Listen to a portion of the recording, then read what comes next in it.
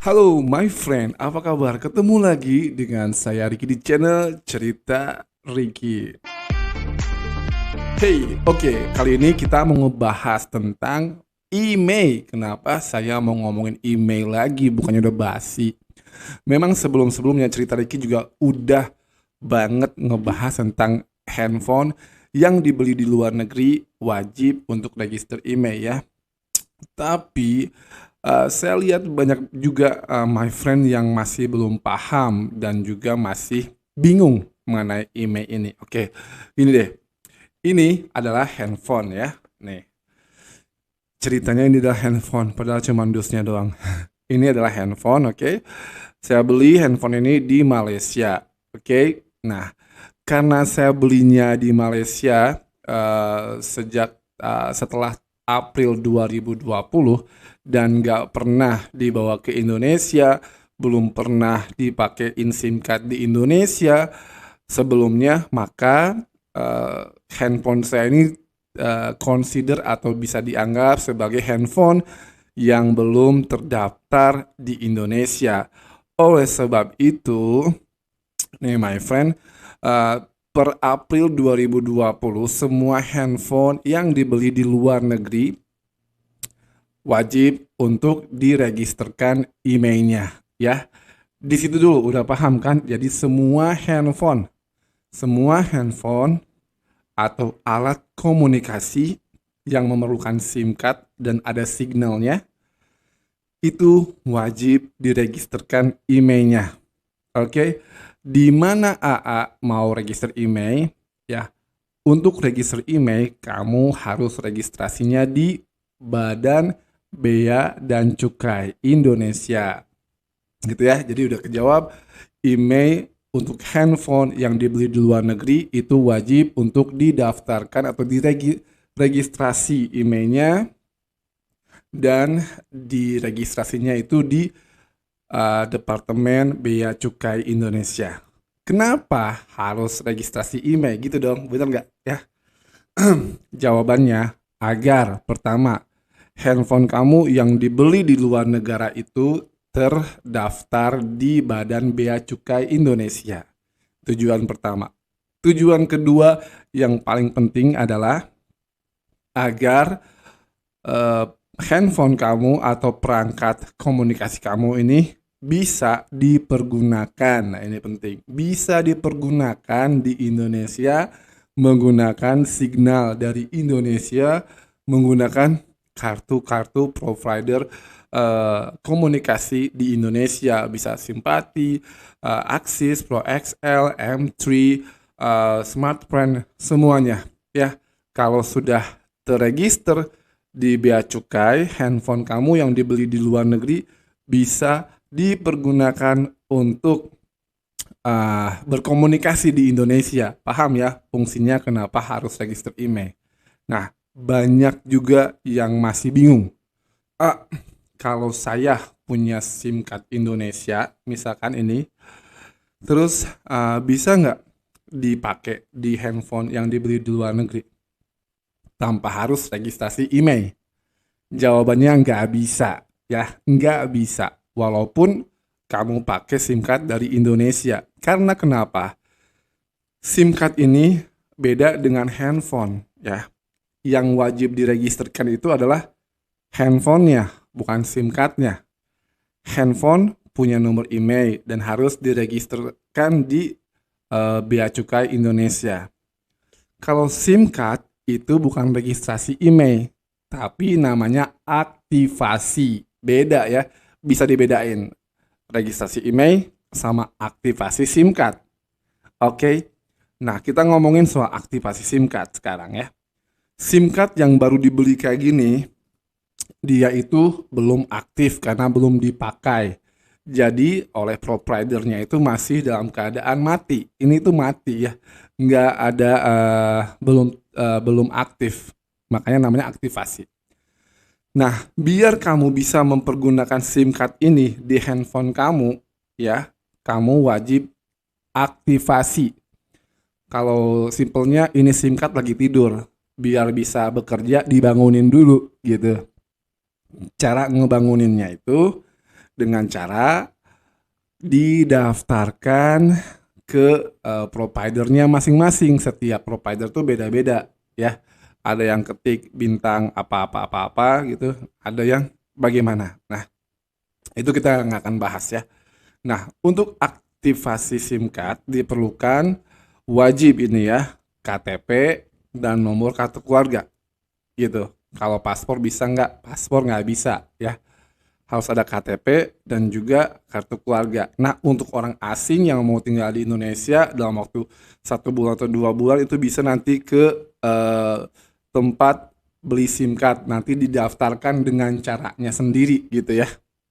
Nah, ini untuk warga negara Indonesia yang baru datang ke Indonesia belum punya SIM card, kamu bisa beli SIM cardnya kemudian diaktifasi menggunakan nomor KTP dan juga nomor KK. Nomor KTP-nya juga harus benar dengan nomor kakaknya. Nggak bisa kamu pakai nomor KTP kamu, kakaknya kakak orang lain. Itu dijamin tidak akan berhasil aktivasinya. Paham ya? Tadi kita ngebahas soal registrasi email untuk handphone yang dibeli di luar negeri. Paham?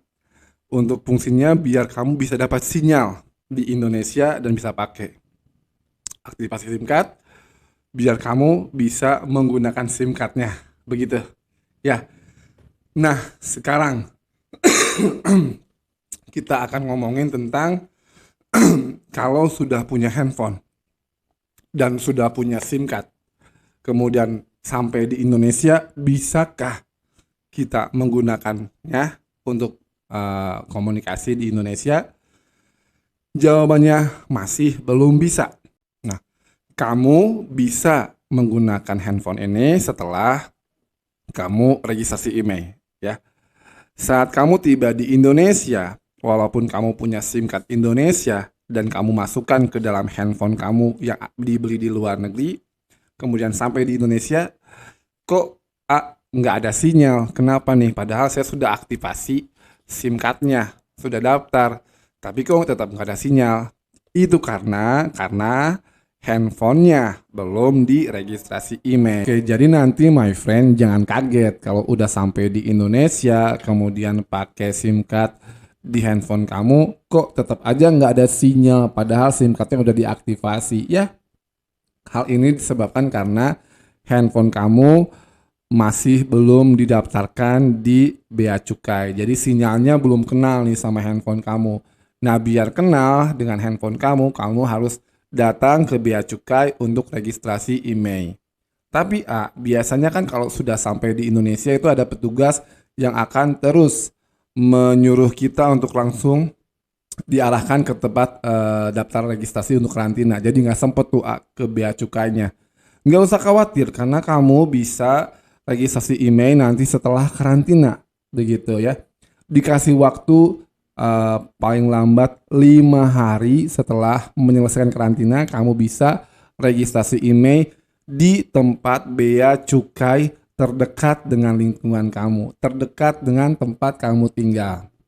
Tapi kalau kata temen AA sih yang sudah